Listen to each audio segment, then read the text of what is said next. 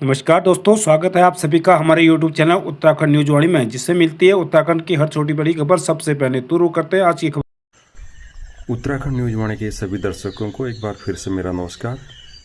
साथियों, जैसा आप देख पा रहे हैं अभी लगभग अंधेरा ही हुआ है और आज आपके सामने अंधेरे में ये वीडियो बनाने का खास कारण ये है कि हमारा समाज और हमारी सरकारें और हम लोग भी अंधकार में ही जी रहे हैं, क्योंकि हम लोग अपने ऊपर अपने समाज में किसी भी तरह का कोई सुधार और कोई ईमानदारी लाना नहीं चाहते। इसका लेटेस्ट एग्जांपल ये है कि नीट का जो एग्ज़ाम कैंसिल हुआ है वो एग्ज़ाम होना है और फिलहाल government of India along with ministry of defence is considering to use the Indian air force. इस एग्ज़ाम में इंडियन एयरफोर्स का इस्तेमाल होगा। बात चल रही है, nothing has been finalise yet. Indian air force पेपरों को फ्लाई कराएगी जहां भी एग्ज़ाम सेंटर होंगे वहां पर। ये बात चल रही है। अब आप देख लीजिए देश हमारा किस डायरेक्शन में जा रहा है। नकल माफिया पे सरकार, चाहे कोई भी स्टेट गवर्नमेंट हो या सेंट्रल गवर्नमेंट हो, पूरी तरीके से असफल है। जब आपको Indian armed forces which includes Indian air force, Indian army and Indian navy, ऐसे फोर्सों का इस्तेमाल आपको एक एग्ज़ाम कंडक्ट कराने के लिए कराना पड़ रहा है, तो आप समझ लीजिए कि हम किस डायरेक्शन में जा रहे हैं। अब कुछ लोग कहेंगे भाई ठीक है, इससे पेपर लीक नहीं होगा, आर्मी वाले ये जो हमारे आर्मड फोर्सेस हैं वो भरोसे के लायक होते हैं। इसमें कोई दो राय नहीं कि जो हमारे आर्मड फोर्सेस हैं वो भरोसे के लायक हैं, फुल रिस्पेक्ट टू देम। लेकिन बाकी की हमारी जो पूरा सिस्टम है, डेमोक्रेसी, ब्यूरोक्रेसी, बाकी के जो हमारे सपोर्ट सर्विसेज हैं वो क्या कर रहे हैं। जो ये नेशनल टेस्टिंग एजेंसी है वो क्या कर रही है। क्या हमारे देश में जो हमारे सशस्त्र बल हैं इनके अलावा कोई भी एजेंसी ऐसी नहीं जिसमें हम भरोसा कर सकें। अगर ऐसा है तो सारी एजेंसी को भंग कर दीजिए और तीनों सर्विसेज रखिए आप, वैसे सशस्त्र सेना ही रखिए। वही हमारे देश की इंटरनल सिक्योरिटी भी देखेंगे और वही एक्सटर्नल सिक्योरिटी भी देखेंगे।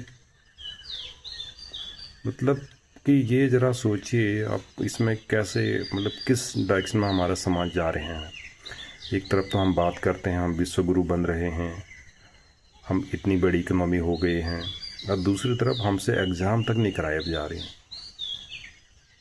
ये कब तक चलता रहेगा।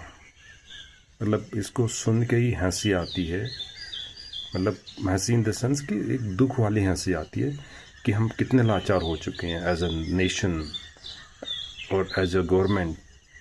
और जो बाकी के जो लोग हैं, खैर आम आदमी, उसके तो कोई बात ही नहीं है। तो ये तो एक छोटा सा एग्जाम्पल है दोस्तों कि हम आगे बढ़ रहे हैं या हम पीछे जा रहे हैं, यह हम सबको सोचना है।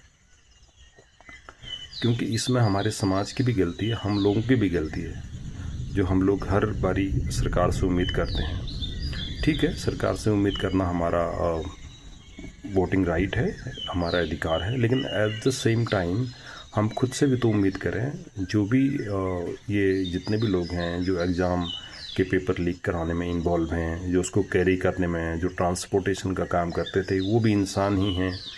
जो टीचर्स हैं जिन्होंने पेपर बनाया था, जो बनाएंगे आगे भी, वो भी इंसान ही हैं।